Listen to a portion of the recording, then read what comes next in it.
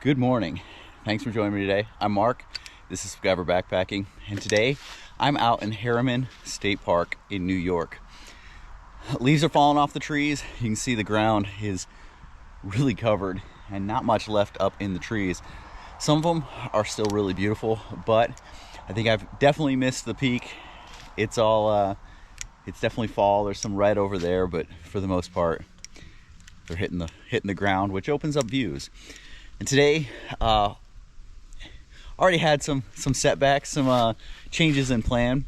So where I was originally going to park, there's a bridge out, so I wasn't able to get to. And then when I came around, the road is actually closed to come from the other direction. So I found a different place to park. And from there, there's this split trail here that goes up and hits the AT. And so we're going to take the AT and just hike it north from where this hits, and just kind of see where we get to today. And just out to have some fun, enjoy it, see this place. I've heard great things about this park. So many people have mentioned it that I couldn't pass it up. I had to take the opportunity to come up here and get some time on the trail. So that's what we're gonna do. Let's go. All right, so here is where the blue blazes meet back up with the white blazes. And we'll head that way, follow them north. So this is an expansive, a really big, I think it's the second largest state park in the state of New York. So it covers a lot of ground, a lot of area. There are, I think, 19 miles of the AT that run through it. We're not gonna do all 19 today because some of it's behind us. But it's just such a beautiful park. Driving through, it's rugged, it's rocky, but it's just beautiful. Now, one of the things you do have to pay attention to, especially this time of year, with all the leaves on the ground, you've got to really watch your foot placement because things get exponentially slipperier, especially when it's a little bit damp and you've got leaves and you've got rocks or roots, logs, those types of things. You really got to watch your foot placement. Make sure you're confident. Beautiful.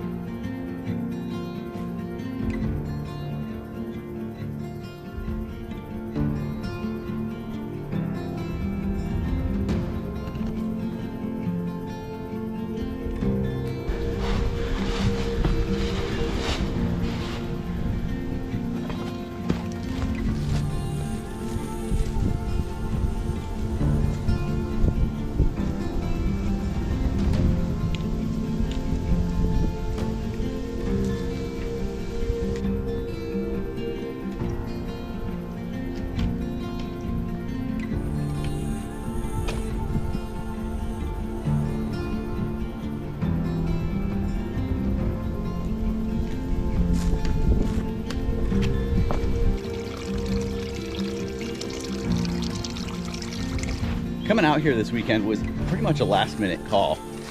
I was sitting around yesterday and was like, all right, what do I want to do? And originally, I'd planned on going back and pretty much picking up where I left off in the other part of the AT in New Jersey, which is normally what I do. Like when I lived in South Carolina, I started at Amicalola and I just kept building up until I was, I don't know, almost to Virginia. And so that's pretty much what I had planned on doing here, was just starting and just kind of continuing through. But everyone kept talking about Harriman State Park and how awesome it is. And I really wanted to hit it before the weather turned bad. And it's only 45 minutes from the house, so it's not a long drive. It's pretty quick. I decided to come out. And it was like 11 o'clock last night that I made the decision. Went and started digging through my gear, put together a pack, and here we are.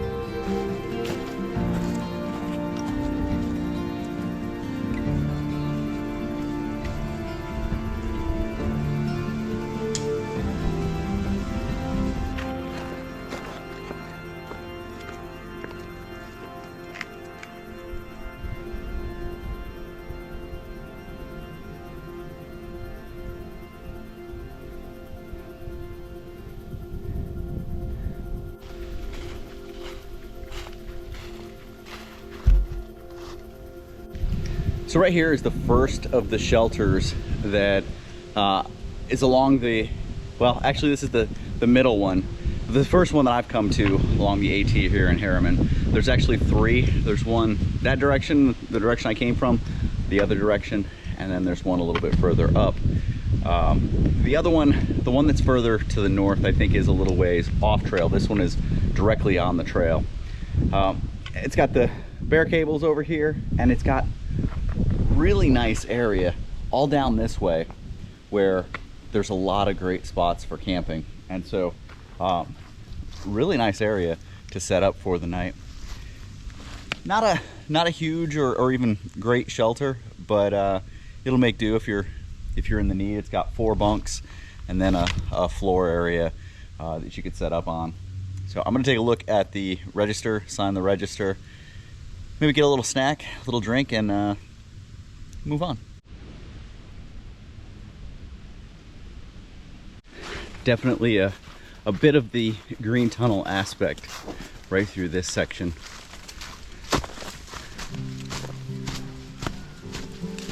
Not like he's.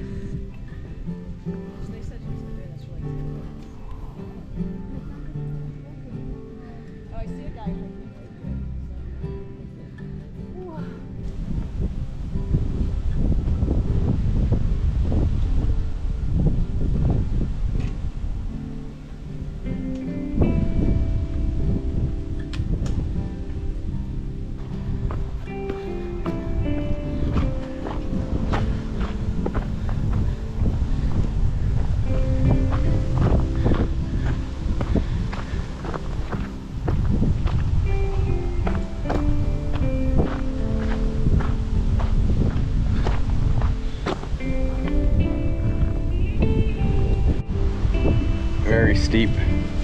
very steep descent right here.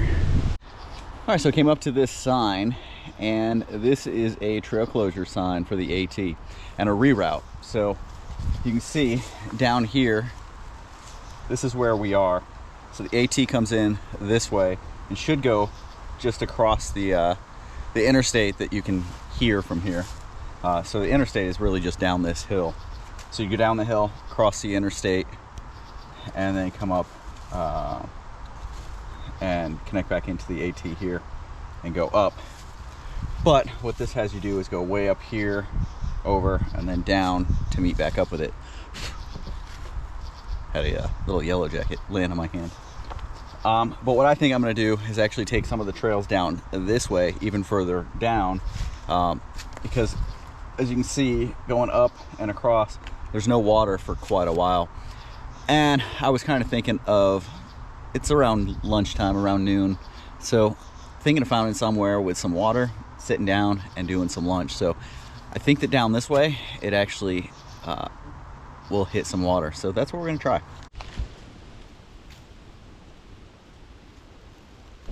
went down 1779, and it goes all the way out to the interstate, and it crosses the interstate, and it's so busy right now. It'd be like playing Frogger, and I just didn't think that was smart. I mean, I stood there, I was, you know, 100 feet back from it, just kind of watching, and there were never any breaks in the traffic. It was just a constant flow of traffic. So trying to get across either 4 or 6 lanes, whatever it is, I wasn't going to chance it. So also down there were 2 spots where I was supposed to have crossed water, and there was no water. So I did know when I was coming down the ridge, so the ridge is right over here, you guys can see it up there. As I was coming down that over this way, I saw a body of water, and I was thinking that 1779 was going to go to it, but it turns hard to the left and starts veering away from it and towards the interstate. But as I checked the map, I did cross an old Jeep road. I mean, you can barely even tell it's there. It's just a flat section that you kind of walked across. So I went back to that, started following it down, and right here, I don't know if you can see,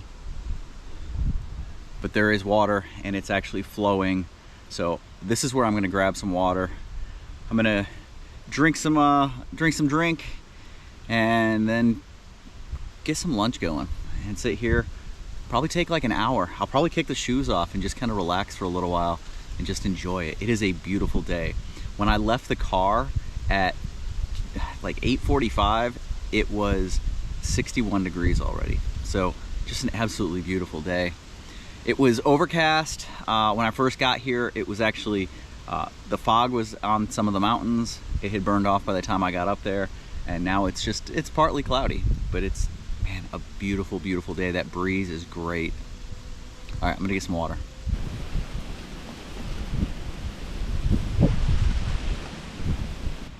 So I've got my pot on with 8 ounces of water. And today for lunch, what I'm doing is one of the best lunches that you can possibly do in the backcountry. And that's the Thai-style chicken soup from Outdoor Pantry. This stuff is absolutely incredible. 350 calories. It's, you know, it's got about 12 grams of protein, carbs, about 23 grams. So not bad for a lunch.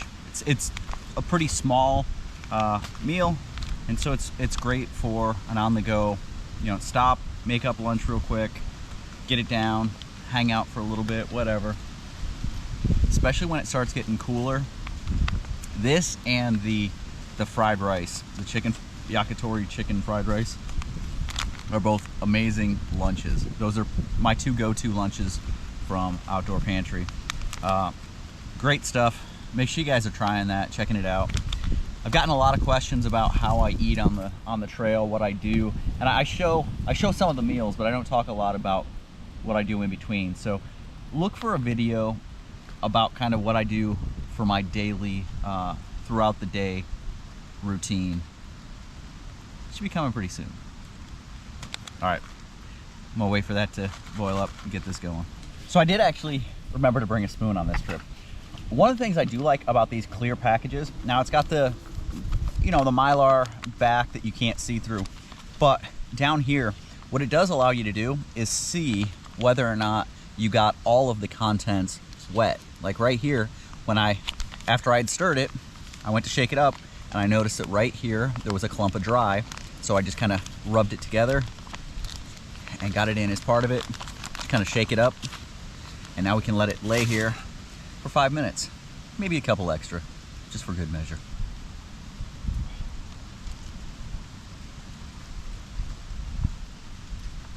Oh my God, yeah.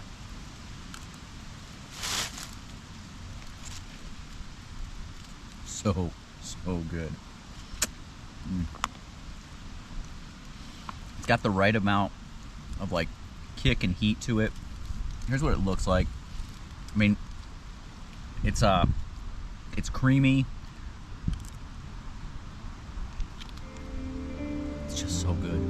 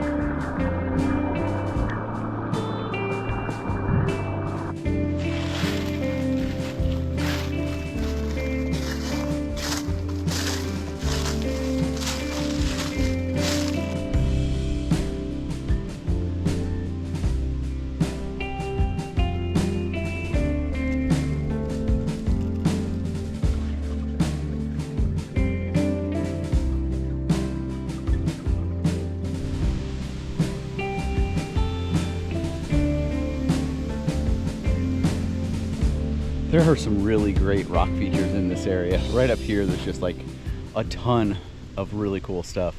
I mean, I'm just walking all through it, and I keep going off trail and kind of exploring a little bit, but yeah, really what I was looking for back down before was where the water was coming out. And so I think I found like the highest up the trail where I found water actually coming out, which is important to know, because if I stay up this way, that's probably the closest water.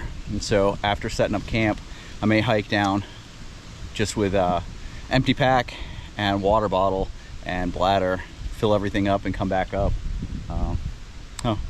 We will see. And again, I may take a look at the map, see where there's other water, and continue on. I don't know. I'd no more than finished talking about, you know, where I might go for water, and I look down and it's wet right here. There's standing water there. And so I'm gonna follow kind of the path of where it looks like it is up and see. Maybe it's coming out of some of the rocks up here, and I can find a good clean spot. So I figured if it was a spring, it was originating from the base of these rocks here. And so I came up here. This is what I found. So you've got this shelf area here, and there's a separation, and there's definitely water coming out. You can see a pretty steady drip right here. We got drips coming off the moss all over the place. But it's not a very good flow. So I'm gonna kind of walk around and see if there's another place where maybe it's coming out a little bit more steady. Maybe just up around the corner here. I gotta be honest, I'm having a blast just out here playing around in these rocks, just exploring. Yeah, I know I could follow the trail and knock out some miles, but that's not the point. I'm out here enjoying it, having fun, and that's exactly what I'm doing, is just enjoying it and having fun. It's beautiful out here.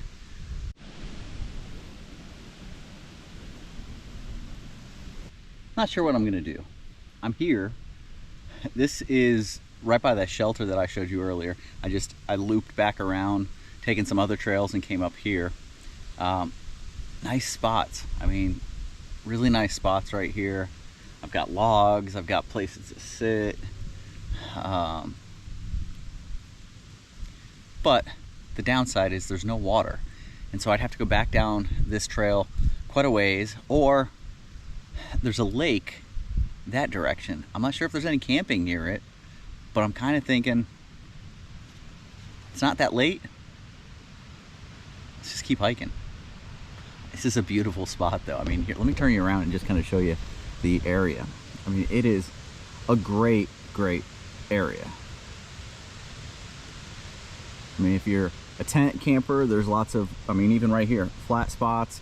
If you're a hammock camper, there's plenty of very nice spaced trees. This place has it all, except water. Two day hiking couples just came down right next to me, and they started kind of arguing about whether or not they were on the trail. And I said, hey, I've got a map. I'll show you guys exactly where you are. And the one guy goes, no, I know where we are. We got to go back up here. So they just went back up there. They stopped. They kind of went in circles for a few minutes, and they're headed back toward me. I'm not sure if they're going to ask me to take a look at the map, or if they are going to continue back down the yellow here, but just kind of funny. I'm headed down towards that lake, and I should hit a stream or a river before I get there. Looks like there should be, according to the map, a flat area near the river, creek, whatever it tends to be. And I'll look for some spots there. Worst case, I go down there, don't find anything, camel up, fill up some water, and head back up here. Not a big deal. It's all fluid. You just gotta go with it. It's hard not to have fun.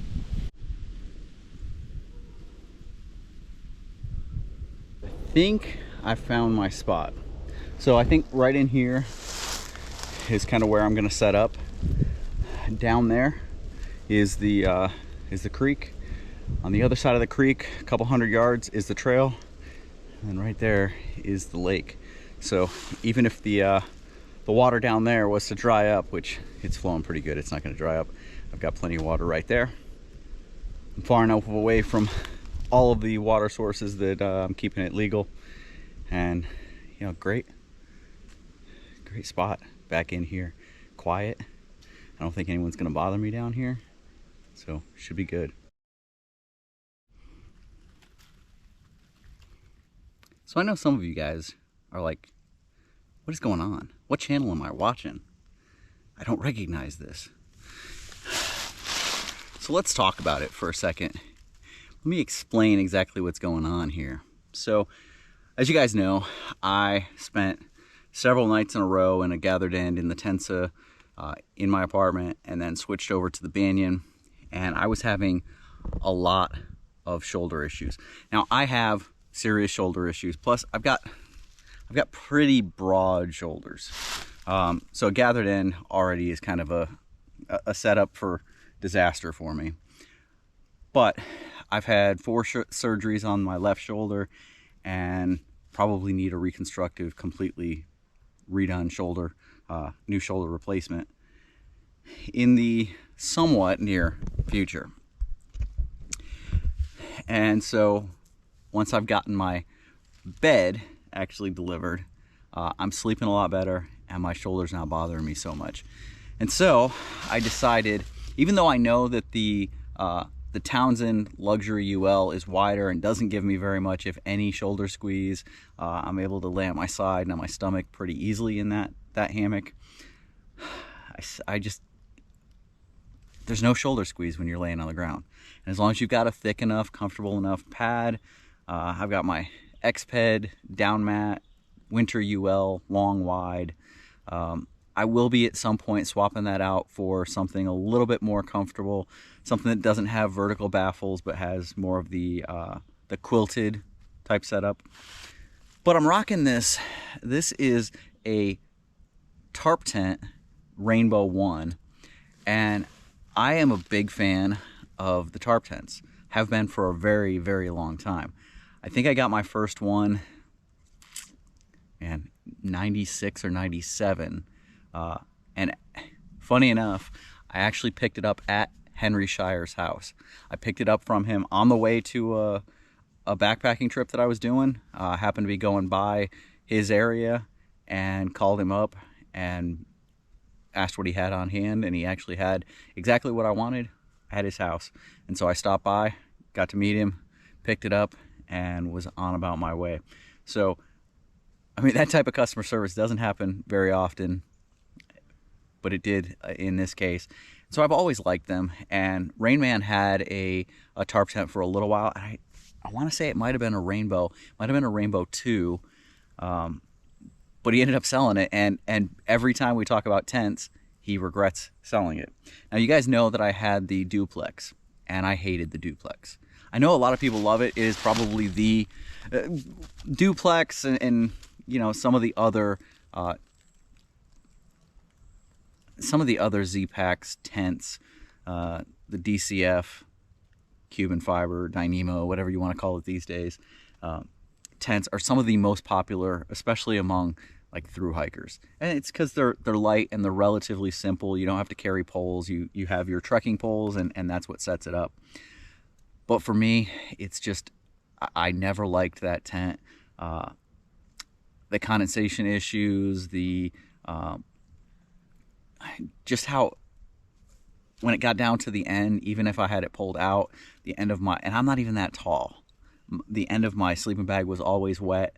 And then if it rained or if it was windy, that tarp or that tent body was just so loud that I couldn't take it. And so opportunity came up to get this one, sold the duplex, got this one, and so figure why not try it out. It's a one person, but I've got a wide. Let me show you how much room is in there. All right, so let's take a look. In here, I've got a wide pad. Let me pull this back. That's a wide pad, and I've still got over a foot of room on this side. I've got a few inches on the other side, and it doesn't touch at either end. Plus, it comes up, what I like is the ends come up a lot steeper than what the duplex did. And so it won't be touching my feet.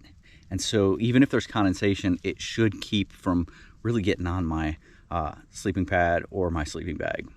Now you can really get a good look at how much room I have in here. So I've got quite a bit behind my head.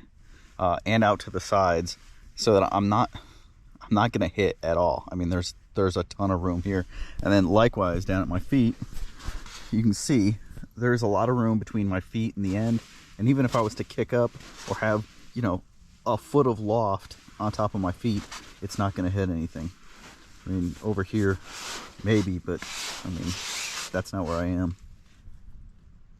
And I just noticed there's a hook here and then another one right there. I could run a line right here and do a hang time hook up here and be set. It's cooled off a little bit. It's quiet. It's still. Just the birds. Birds chirping, that's all. Got the view down to the lake down there.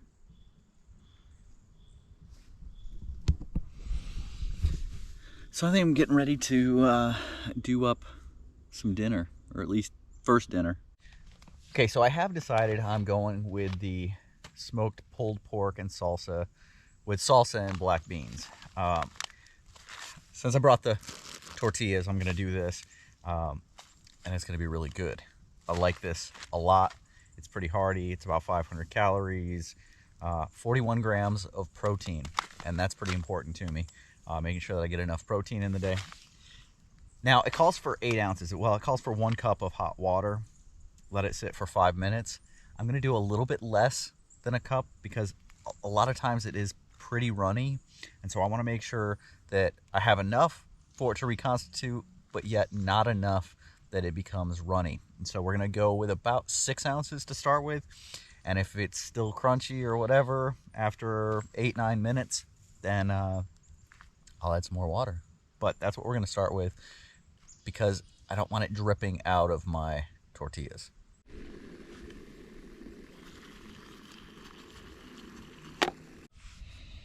So there's what it looks like. You can see just how much. I mean, there is a lot of pork in there. A whole lot. And this is half. So 2 of these.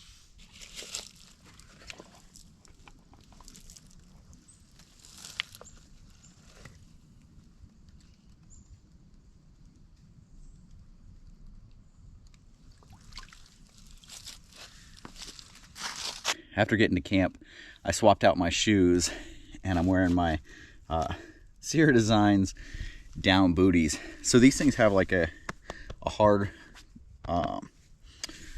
leather sole with like a, I don't know, 1/4 inch padding in there. So they're pretty good for around camp. And I've had these things, oh man, since probably the late 90s. Maybe before that. Yeah, probably around the late 90s. I got them. Used to use them a lot out in the Sierra when I do some winter hiking. Get to camp. These things were great because they're super warm, they're toasty, and you could wear them around camp and the cold didn't penetrate through, which was really nice. I really enjoyed the day today.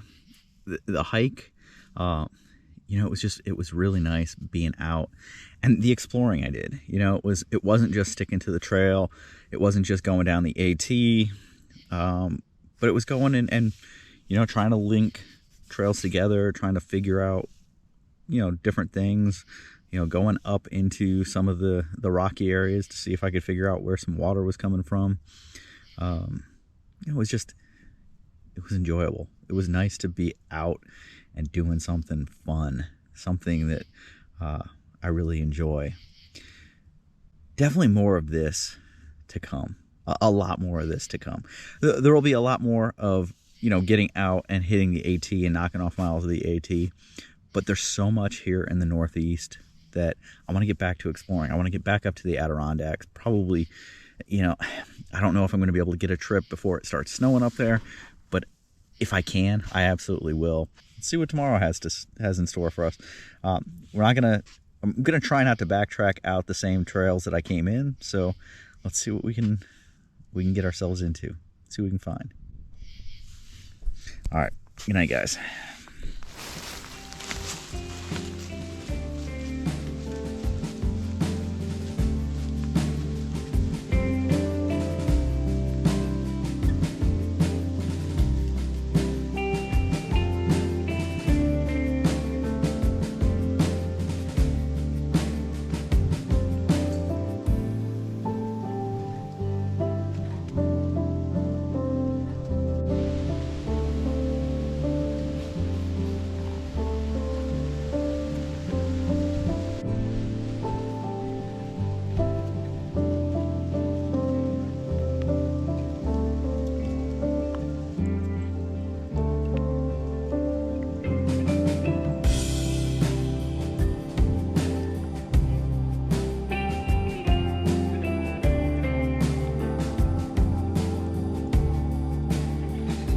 let my coffee cool a little bit, I tore down the tent. And I've got to say, after dealing with the duplex for several years and using it, I don't know, a handful of times, I probably only used it half a dozen, maybe 6 times, maybe 10 nights total. It was impossible, virtually impossible, to get it back in its original stuff sack. I actually bought a Dyneema bag that was a little bit bigger than the normal one, so that I didn't have to be quite as careful about exactly how I fold it and exactly how I rolled it to get it in. This one, man, it rolled up super easy, went back into the original bag, packed down just as small as when I took it out. So everything about it I like.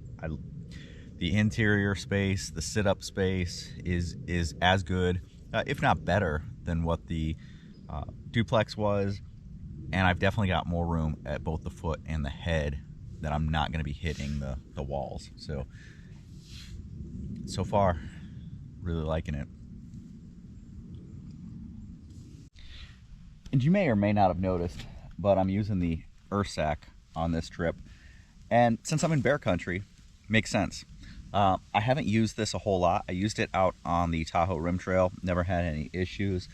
And so I brought it out here, and I'm using it to keep the bears away from my food. You know, they can still smell it, but if they find the food, they just can't get to it. You know, this is a pretty durable material. It's been tested with bears, and it's one of the few that they've had a lot of success keeping bears out of, especially upstate New York, up in the Adirondacks.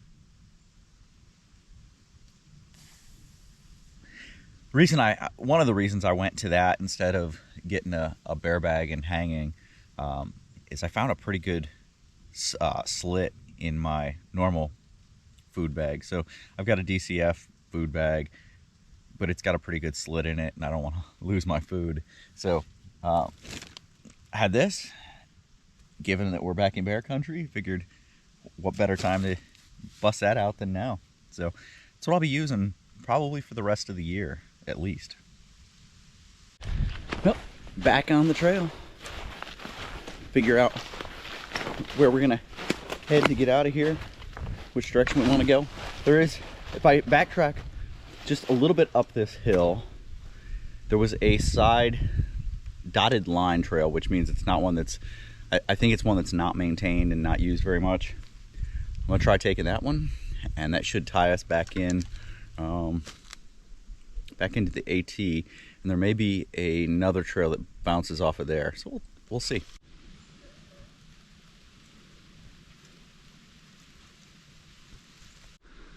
White-tailed deer, right there, little doe. She's gonna see me move towards her. Look right between these trees, right past that boulder. You might see her bound away in a second. Oh, there's 2 of them. There they go. There they go. So let's talk about some gear problems from this trip.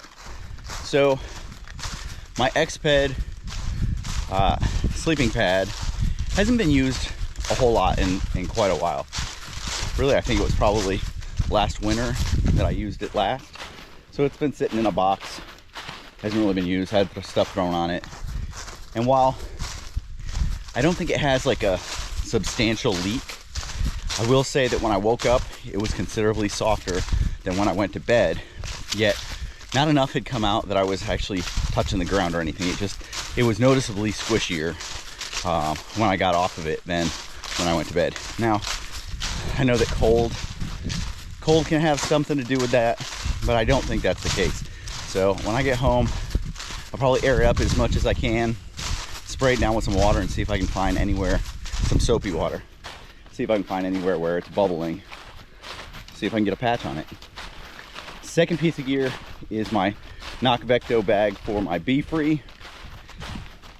This morning, as I was filtering, I noticed that I was seeing a wet spot on my leg, and there was a little tiny pinhole, I mean really tiny, that was spraying onto me. So I think this is the 4th bag that I've gotten a pinhole in. And even so, I've been using that bag for probably 2 years. So to get 2 years out of a bag that I'm rolling and folding and putting a ton of pressure on every time I go out, not too bad. I will definitely purchase another one. I will probably purchase another B-free to go with it and just replace the entire system at this point. But yeah, that's it. Other than that, like, my shoes are doing awesome. I love these shoes, these Hoka Speed Goats. Backpack, as always, super, super comfortable. These trekking poles are killer. About the lightest things out there you can possibly get. And if you were to break a piece, you can replace just a section, which makes them super, super convenient to use and service. All right, continue down the trail.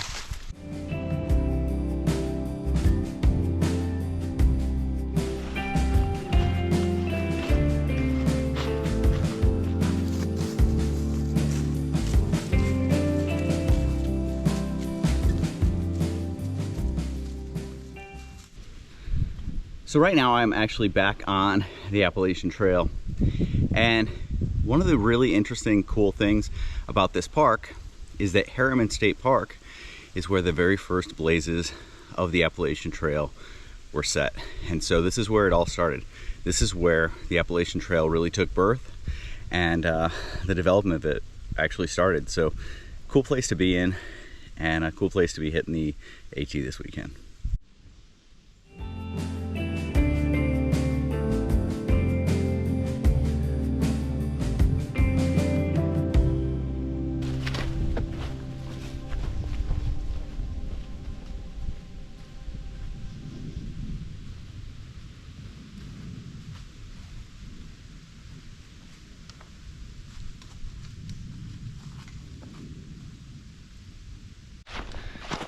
So it looks like I'm just about back to the road where I cross and then hit the spur trail back down to the parking lot.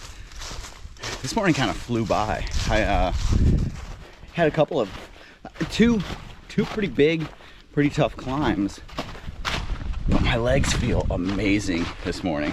And so even the tough ones, while I was sweating and breathing a little bit heavy, I just plowed up them. No rests, no breaks. I've just been moving really well this morning. It's been nice. So I made it back to the car. Beautiful morning, like I said. Rain held off. I'm back here at the lake. The wind, the breeze this morning has been spectacular. It's been like my own personal air conditioner. Well, I appreciate you guys checking this out, coming along. If you haven't done so before, go down and hit that subscribe button. Give us a thumbs up. Leave me a comment. Let me know what you liked about this. Anything you want to see in the future, leave it down below. I will see you guys down the trail.